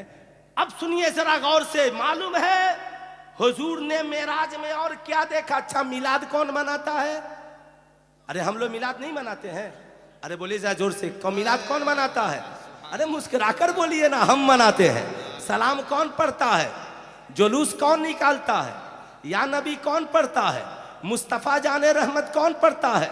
आशिके मुस्तफा कौन है? हम हैं। तो बताओ, हुजूर को जो मेराज में तोहफे में नमाज मिली, उस तोहफे की इज्जत कौन करेगा? अरे हाथ उठाकर बोलिए, कौन करेगा? हम करेंगे। तो तोहफे की इज्जत कैसे की जाती है? सिर्फ याद करके कि नमाज है? नहीं, ईमानदारी से बताइए, ये मेरे दोस्त सुनिए, मिलादे हमने बहुत मना ली, सुभान अल्लाह मनाइए। जलसे हमने बहुत किए, सुभान अल्लाह कीजिए। जुलूस हमने बहुत निकाले, खूब निकालिए। नारा हमने बहुत लगाए, खूब लगाइए। नात शरीफ बहुत पढ़ी, खूब पढ़िए। मगर याद रखिए, हुजूर फरमाते हैं अस्सलातो कुर्रतो ऐनी, नमाज मेरी आंखों की ठंडक है। जब कोई उम्मती नमाज पढ़ता है तो हुजूर के आंखों को ठंडक पहुंचती है ना। तो कितने नौजवान हैं जो इंशाअल्लाह नमाज अरे पढ़ेंगे ना, नौजवान सिर्फ तैयार हो जाए, है ना। नमाज देखिए जबरदस्ती तो मैं कर नहीं सकता, खुदा करे माँ नमाजी हो जाए, वालिद नमाजी हो जाए, भाई नमाजी हो जाए, बहन नमाजी हो जाए। मालूम है खुदा नाराज होता है तो दौलत नहीं छीनता, माल नहीं छीनता। खुदा नाराज हो जाए तो प्रॉपर्टी नहीं छीनता, बिजनेस नहीं छीनता। अल्लाह नाराज हो जाए तो मेरे भाइयों, मेरी माओ और बहनों, अल्लाह नाराज होता है तो नमाज की बरकत छीन लेता है, तिलावत की बरकत छीन लेता है, अपने महबूब की मोहब्बत छीन लेता है, वलियों का प्यार छीन लेता है। और खुदा राजी होता है तो करबला के मैदान में भी सजदे की तौफीक दे दे। बेशक बेशक, बहुत तो अच्छा। इंशाअल्लाह हम सब नमाजी, इंशाअल्लाह हम सब नमाजी। मालूम है जो नमाज नहीं पढ़ते हैं, गौर से सुनिएगा, गौर से। हुजूर ने जन्नत को भी देखा और जहन्नम को भी। पहले जन्नत की बात करें कि पहले जहन्नम की? अब आप लोग बोलिए जी, किसकी पहले सुनिएगा? अच्छा पहले जन्नत की सुनिए, है ना। अब फिर उसके बाद जहन्नम की बात करेंगे। जहन्नम की बात भी ज़रूरी है, क्यों, है ना। मौलाना अकबर साहब कहेंगे कि देखिए हम लोग तो मस्जिद में सबको डरा डरा करके नमाजी बनाते हैं और आप लोग डायरेक्ट जन्नत में पहुंचा रहे हैं, है ना। देखिए नमाज पढ़िए, हर हाल में पढ़िए। क्यों? इसलिए कि नमाज तोहफे मेराज है, नमाज तोहफे मेराज है। मौलाना अशरफुल कादरी साहब ने मुझे बड़ा प्यारा गिफ्ट दिया, दोस्त ये मेरा गिफ्ट है, ले लो। और मैंने उस गिफ्ट को लिया और एयरपोर्ट पर फेंक दिया। अब बताइए मौलाना अशरफुल कादरी साहब नाराज होंगे कि खुश होंगे? क्यों? इसलिए कि मैंने इनके तोहफे की कदर, रब ने हुजूर को नमाज तोहफे में दिया और हुजूर ने हमें तोहफे में दिया। अब हम नमाज नहीं पढ़े तो खुदा नाराज होगा कि खुश होगा? अरे बोलिए, नाराज होगा, नाराज होगा।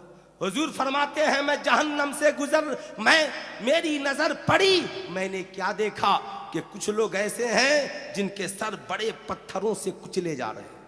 क्या हो रहे? बड़े पत्थरों से कुचले जा रहे हैं।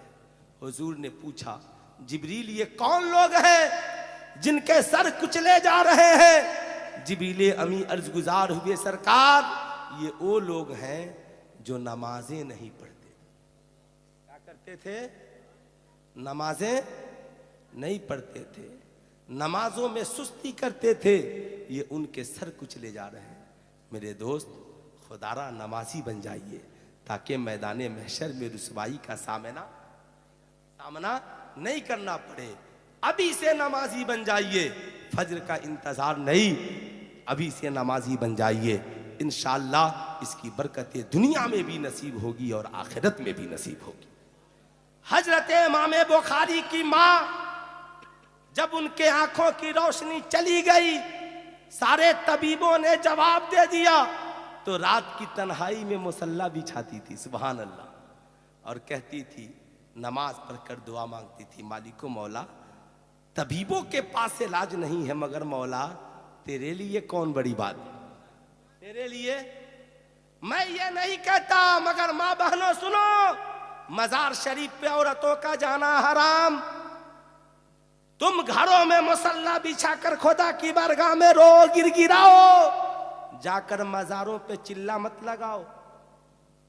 सजदा मजार पर हराम, सजदा सिर्फ खुदा के लिए है। मजार का तवाफ हराम, तवाफ सिर्फ खाना काबा के लिए, तवाफ सिर्फ खाना काबा के लिए है।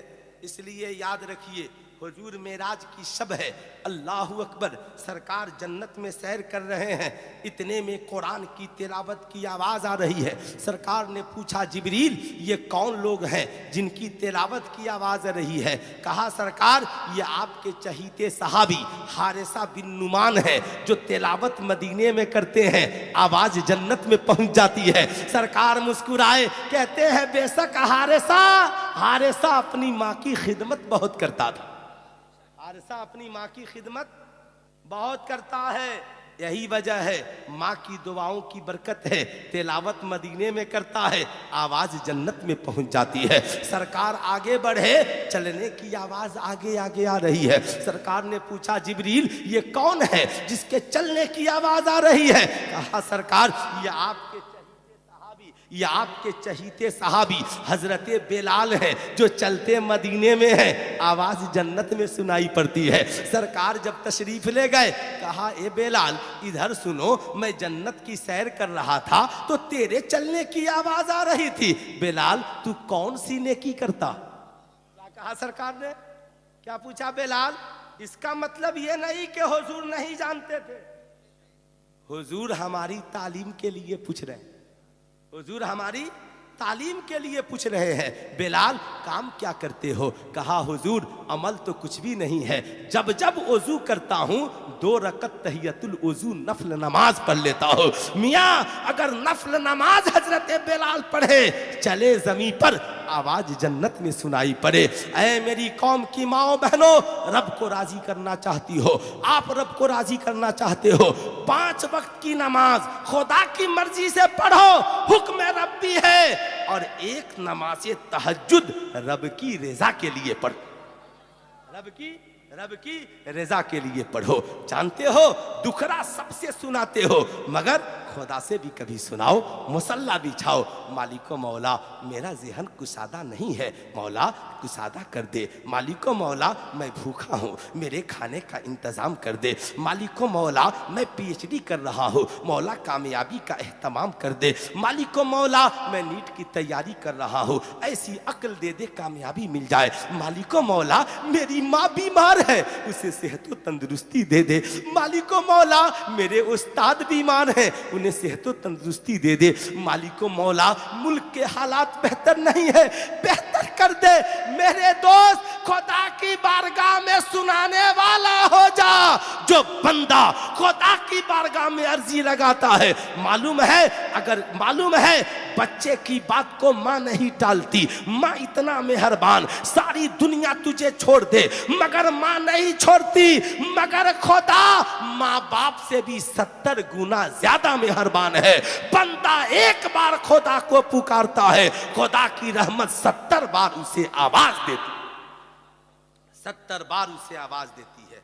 मालूम है? अब जरा सा आगे बढ़िए। हुजूर फरमाते हैं, ये मेरी तकरीर का आखिरी हिस्सा होगा, चूंकि 2:30 बज गए हैं, दोनों शायर हैं, हजरत की तकरीर है।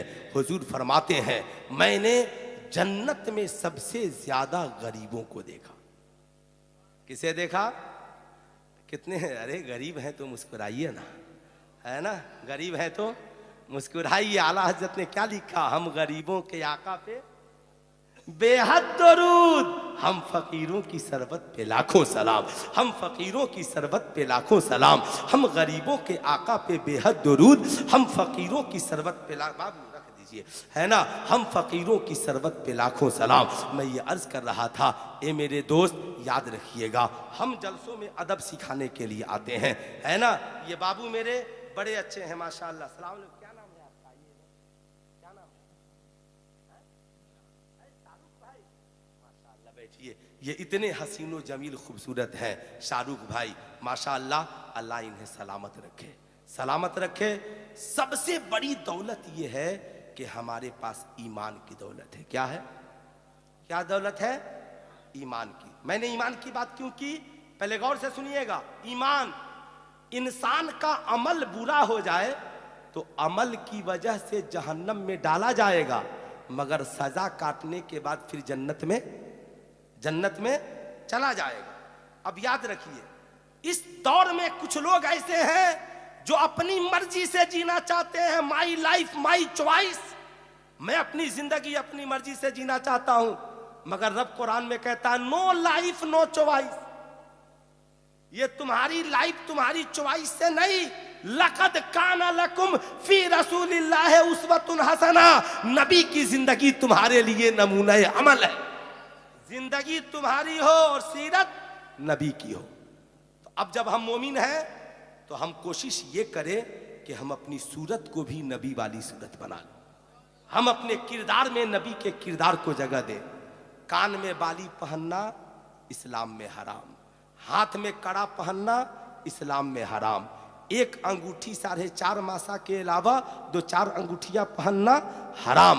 मैं इसलिए बता रहा हूं, याद रखिएगा, यह इस्लाम है जो आपके रूह को भी अच्छा बनाना चाहता है और आपके जिस्म को भी अच्छा बनाना चाहता है।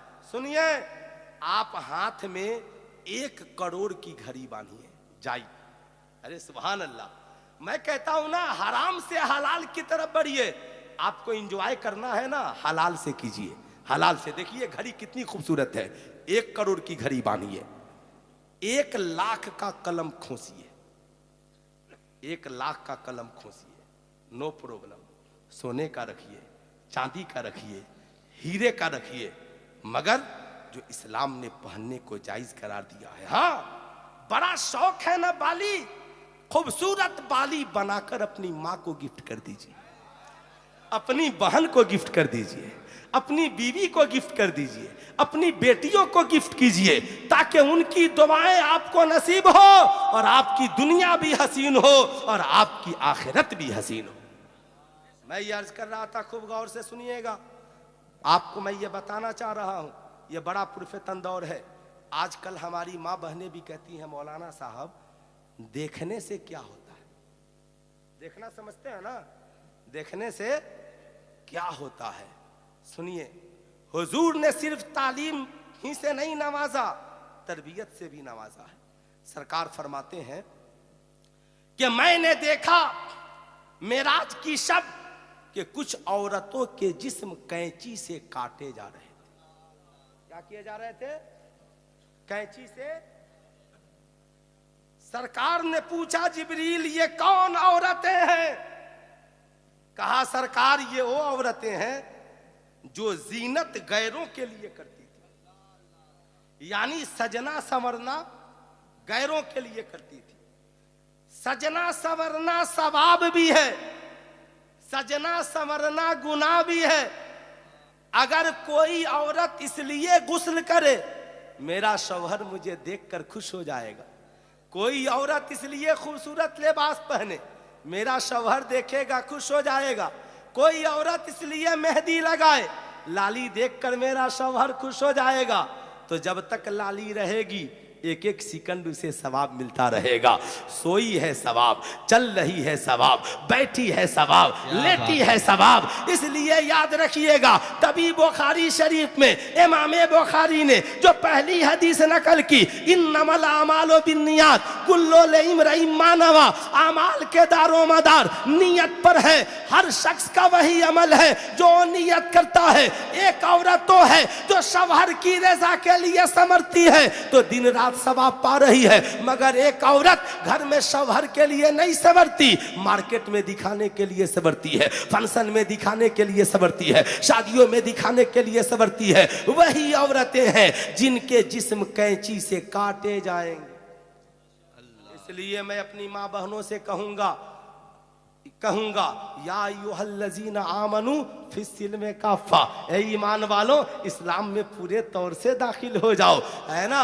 या अय्युहल्लज़ीना आमनू तूबू इलल्लाहि तौबतन नसूहा, ए ईमान वालों खुदा की बारगाह में सच्ची तौबा करो, ऐसी तौबा जो दूसरों के लिए नसीहत बन जाए। तो हुजूर ने फरमाया, मैंने जन्नत में सबसे ज्यादा गरीबों को देखा और जहन्नम में सबसे ज्यादा औरतों को देखा। गरीबों को इसलिए देखा कि गरीबों के पास माल कम था, हिसाब में फंसे नहीं, और जन्नत में में पहुंच गए हैं, जन्नत में पहुंच गए हैं, और औरतों को जहन्नम में देखा। या रसूलल्लाह क्यों? कहा दो वजहों से, एक तो जेवरात पहनती हैं, ज़कात नहीं निकालती हैं, और दूसरा लिबास पहनकर नंगे नजर आती है। ऐ मेरी कौम की माओ बहनों, आज के जलसे से पैगाम लेकर जाओ, जिस दिन हमारी कौम में निज़ामे ज़कात मजबूत हो गया, इंशाअल्लाह हमारी कौम का हर गरीब बेटा बेटी पढ़ता हुआ नजर आएगा, कौम से गरीबी दूर हो जाएगी। इसलिए याद रखना, ईद का मौका आता है, 10,000 का कपड़ा खरीद देते हो, 20,000 के कपड़े खरीद देते हो, मगर 4 लाख का जेवर है तो तुम उसके 10,000 ज़कात क्यों नहीं निकालते हो? मैं अपने कौम की माओ बहनों से कहूंगा, आप अपने शौहर से कहना, कपड़ा नहीं दोगे तो भी चलेगा, मगर इतना पैसा दे दो कि मैं अपने जेवर की ज़कात निकाल सकूं, जेवर की ज़कात निकाल सकूं। मालूम है सहाबा रमजान की तैयारी कैसे करते थे? जो ही रजब का महीना आता था, शाबान का चांद निकलता था, सहाबा अपने माल का हिसाब करते थे, ज़कात निकाल देते थे, गरीबों की मदद कर देते थे, ताकि हमारा भी रोजा अच्छा से कट जाए और कौम के गरीबों का भी रोजा अच्छा से कट जाए। आखिरी बात जो मैं बता रहा हूं, मेरी कौम के शहजादे और शहजादियों, याद रखना, ये आखिरी मेरी तकरीर का आखिरी हिस्सा होगा। आज हमारी कौम की औरतें कहती हैं, मौलाना साहब अगर लिबास कैसा हूं हो दिख गया तो क्या खो जाएगा? मैं कहना चाहूंगा, याद रखना, लिबास इस दौरे तरक्की का चलन देख रहा हो, पर्दा है मगर सारा बदन देख रहा हो। मेरी कौम की बेटियों, सारी दुनिया की डिग्रियां एक तरफ, इज्जत व आबरू की जिंदगी एक तरफ। एक बार तीनों की मजलिसें सजी, दौलत, इल्म और इज्जत। दौलत ने कहा मैं जाती हूं तो आ जाती हूं, इल्म ने कहा याद रखना मैं आती हूं तो फिर जाती नहीं हूं। इज्जत बोल पड़ी, मैं जब चली जाती हूं तो फिर कभी पलटकर वापस नहीं आती हूं। इसलिए मेरी कौम की माओ बहनों और शहजादों, हर हाल में इज्जत का ख्याल रखना। सरकार तशरीफ फरमा है, सरकार की 2 ज़ौजा तशरीफ फरमा है। इतने में नाबीना सहाबी रसूल हजरत अब्दुल्ला इब्ने मक्तूम चले आ रहे हैं, सरकार की नजर पड़ी है। सरकार इरशाद फरमाते हैं, ऐ मेरी घर की औरतों, घर के अंदर चली जाओ। उम्मेहातुल मोमिनीन अर्ज करती हैं, सरकार घर के अंदर चली जाएं, क्यों? कहा अब्दुल्ला इब्ने मक्तूम आ रहे हैं। सुनो हम मोमिनों की माओ का जवाब। अर्ज करती हैं, सरकार अब्दुल्ला इब्ने मक्तूम तो अंधे हैं, उन्हें दिखता नहीं है, अगर हम नहीं भी जाएं तो क्या फर्क पड़ जाएगा? हुजूर फरमाते हैं, ओ अंधे हैं मगर तुम तो अंधी नहीं हो। जैसे अजनबी मर्द का अजनबिया औरत का देखना हराम है, ऐसे ही अजनबिया औरत का अजनबी मर्द का देखना हराम है। आज लोग कहते हैं मौलाना साहब देखने से क्या होता है? मैं कहता हूं, नाच देखोगे तो गुनाह होगा, फिल्म देखोगे तो गुनाह होगा, अजनबिया औरत को बार बार देखोगे तो गुनाह है, मगर इन्हीं निगाहों से माँ बाप के मुकद्दस चेहरे को प्यार से देखोगे तो हज मकबूल का सवाब मिल जाएगा। इन्हीं निगाहों से कुरान को देखोगे सवाब मिल जाएगा, इन्हीं निगाहों से उलमा के चेहरे को देखोगे सवाब मिल जाएगा। पाकीज़ा चीजों को देखना सवाब है, गंदी चीजों को देखना गुनाह है। इसलिए मेरी माँ बहनों, जहां भी रहो अपनी निगाहों की भी हिफाजत करो, अपनी इज्जत और आबरू की भी हिफाजत करो, अपने पर्दे की भी हिफाजत करो। याद रखना, किताबों में कुरान सबसे पाकीज़ा है, पर्दे में है। घरों में काबा सबसे पाकीज़ा है, पर्दे में है। इंसानों में औलियाए किराम भी पाकीज़ा है, अल्लाह के नेक बंदे, उनके मज़ारों पे भी चादरें चढ़ी हुई हैं। मेरी कौम की माओ बहनों, तुम भी पाकीज़ा हो, इसलिए अल्लाह ने तुझे भी पर्दे का हुक्म फरमा दिया है। इसलिए मेरे दोस्त, ये मेरी मुख्तसर तकरीर, अल्लाह रब्बुल इज़्ज़त इसे कबूल फरमाए। अल्लाह हम सब के ईमान व अकायद की हिफाजत फरमाए। हम सब बामल बने, माँ बाप की खिदमत करने वाला बने, इल्म से जुड़ने वाला बने, आपस में इत्तेहाद इत्तेफाक पैदा करें। ईद का सुनहरा मौका आने वाला है, रमज़ान का महीना आने वाला है। ज़रा इफ्तार करने से पहले पड़ोसियों को देख लेना। सिर्फ पड़ोसी मांगने आए तभी इन पड़ोसी का ख्याल नहीं। कभी पड़ोसी के घर खबर भेजना कि ज़रा एप्पल हो तो दे दो, सेब हो तो दे दो। पड़ोसी कहेगा ना एप्पल नहीं है समझ जाना मेरे पड़ोसी के घर गरीबी आ गई है। कल मार्केट जाना तो 1 केजी एप्पल अपने घर के लिए और 1 केजी सेब अपने पड़ोसी के घर के लिए। सुनो, मैं तो कहता हूं ना, कभी पड़ोसी से गोश्त भी मांग लिया करो, पता चल जाएगा उसके घर है कि नहीं है। ऐ मेरी कौम के शहजादों, याद रखना, मैं ये नहीं कहता कि आप अच्छे कपड़े मत पहनिए, मगर 5,000 का आपके पास बजट है ना, तो अपने दोस्तों को पता कर लीजिए, कहीं कोई ऐसा दोस्त तो नहीं जिसके पास कपड़ा ना बना हो। सबको साथ लीजिए, मार्केट जाइए, कहिए सुनो 5,000 के 5 कपड़े दे दो, मेरी ईद बाद में होगी, दोस्तों की ईद पहले हो जाएगी। इसलिए मियाँ, गरीबों से प्यार करना सीखिए, गरीबों से मोहब्बत करना सीखिए। हुजूर फरमाते हैं, मैंने जन्नत में सबसे ज्यादा गरीबों को देखा है। गमजदों को रजा मुजदा दीजिए कि है वो जाने मसीहा हमारा नबी। सुनिए, कामयाबी सिर्फ दौलत में नहीं है, कामयाबी सरबत में नहीं है। कद अफलहा मन तज़क्का, तहकीक के कामयाब हो गया वो जिसने अपने आप को गुनाहों से पाक कर लिया। इसलिए मियाँ, हुजूर को राजी कीजिए, गुनाहों से तौबा कीजिए, ईमान और अकायद की जहाँ भी रहिए हिफाजत कीजिए। हुजूर हाफिज मिल्लत के मिशन पर चलिए, हबीबे मिल्लत के दामन को मजबूती से थामे रहिए, मसलक आला हजरत पे चलते रहिए। ताजुश शरिया के इस फरमान के साथ, जिंदगी ये नहीं है किसी के लिए, जिंदगी है नबी की, नबी के लिए ना समझ मरते हैं, जिंदगी के लिए जीना मरना है सब कुछ। पूरा मजमा हाथ उठाकर बोल दीजिए, जीना मरना है सब कुछ, जीना मरना है सब कुछ, जिंदगी बाकी मुलाकात बाकी। पूरा मजमा मिलकर पढ़ लीजिए, अस्तगफिरुल्लाह रब्बी मिन कुल्ली ज़ंबी व अतूबु इलैहि। पढ़ लीजिए ला इलाहा इल्लल्लाह मुहम्मद रसूलुल्लाह सल्लल्लाहु अलैहि वसल्लम। हजरात बिला ताखिर